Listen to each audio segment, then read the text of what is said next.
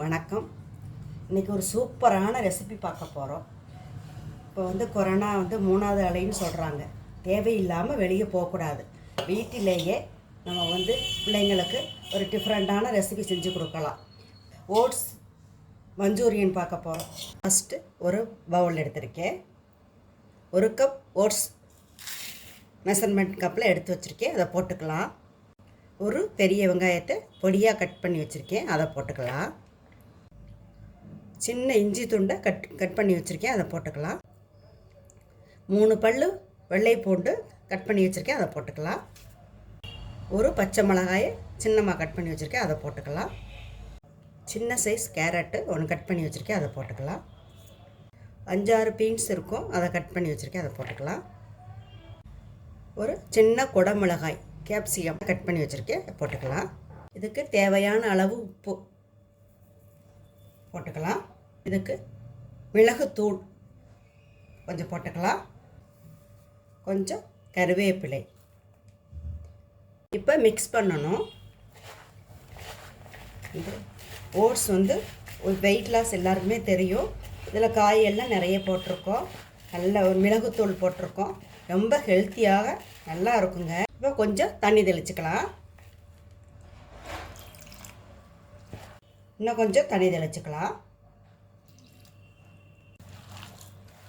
நல்லா பசஞ்சாச்சு பாருங்கள்.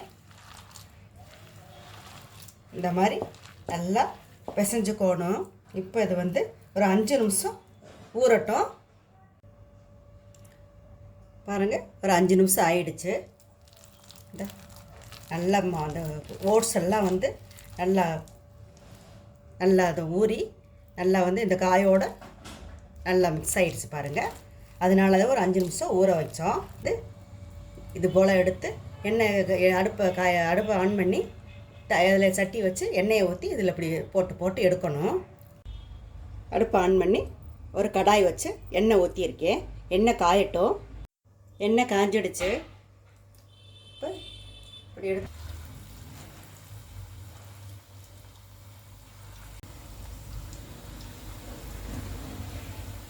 கட்டி நிரம்ப போட்டுக்கலாம். வெந்ததுக்கப்புறம் இப்போ திருப்பி விடுவோம். திருப்பிடலாம். மிளகுத்தூள் போட்டிருக்கோம். நல்லா டேஸ்ட்டும் நல்லாயிருக்கும், ஹெல்த்தும் கூட. பார்க்கலாம், நல்லா வெந்துருச்சுங்க. இப்போ இது எடுத்துடலாம். பாருங்கள், இது போல் எல்லா மாவையுமே சுட்டு எடுத்துக்கணும். எல்லாத்தையும் சுட்டு எடுத்தாச்சு. இப்படி கூட சாப்பிடலாம். அடுப்பை ஆன் பண்ணி வேறு ஒரு கடாய் வச்சுருக்கேன். 1 டேபிள் ஸ்பூன் ஆயில் விட்டுக்கலாம். எண்ணெய் நல்லா காஞ்சிருச்சு. 6 பல் வெள்ளை பூண்டை பொடியாக கட் பண்ணி வச்சுருக்கேன், அதை போட்டுக்கலாம். இப்போ கொஞ்சம் வெள்ளை பூண்டு கலர் மாதிரி வருது. பெரிய வெங்காயம் கட் பண்ணி வச்சுருக்கேன், அதை போட்டுக்கலாம். போட்டு நல்லா வதக்கி விடலாம். தேவையான கொஞ்சம் உப்பு போட்டுக்கலாம்.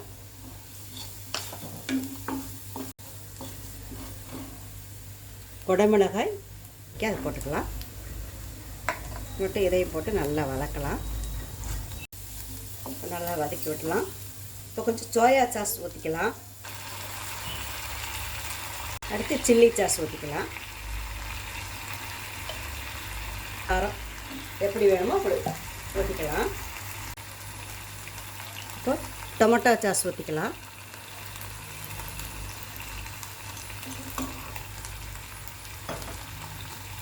மிக்ஸ் பண்ணி விடலாம். இப்போ கொஞ்சம் தண்ணீரை தெளிச்சுக்கலாம்.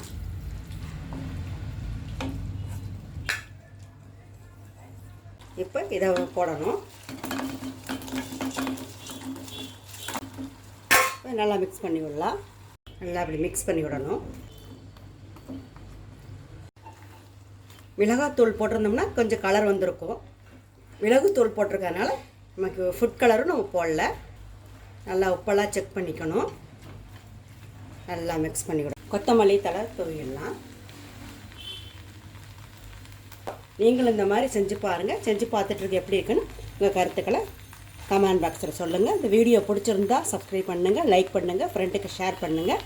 அடுத்த வீடியோவில் பார்க்கலாம்.